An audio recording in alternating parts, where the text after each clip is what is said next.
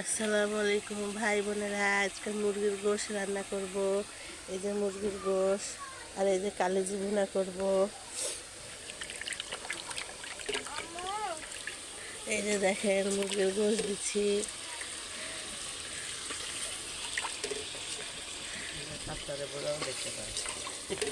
লাড়ু লাড়ু তোমার একটু সাইড দিয়ে।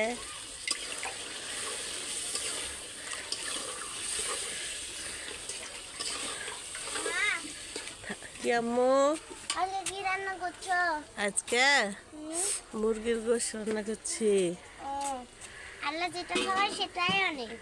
আচ্ছা আম্মু, আল্লাহ আমাদেরকে কত ভালোবাসে, তার জন্যই আল্লাহ আমাদেরকে কত কিছু খাওয়ার সৃষ্টি করেছে। হ্যাঁ গো, তাই আমরা খাবার আল্লাহর জন্য শুকরিয়া করব। তাই না? আল্লাহ আমাদের জন্য অনেক কিছু খাওয়ার সৃষ্টি করেছে।